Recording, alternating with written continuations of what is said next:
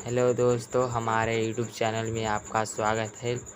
आप सभी को एक नया अपडेट लेकर आया हूं दोस्तों। आप सभी के बीच एक सॉन्ग लेकर आया हूं जो आप सभी के बीच कल ये रिलीज़ होने वाला है 6:30 में। कल आप सभी के बीच ये सॉन्ग आने वाला है दोस्तों। तो ये गाना का नाम है झाके वाला चीज़बा देखावो हिंगे छौड़ी।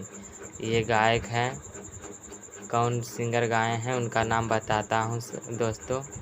ये गाए हैं अनिरुद्ध चौहान और इसका गीत जो लिखे हैं अरविंद बिहारी लिखे हैं दोस्तों।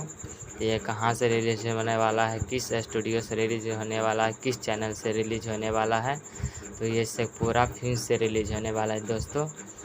तो इसका डिज़ाइनर है रितेश GFX, इसका डिज़ाइनर है दोस्तों।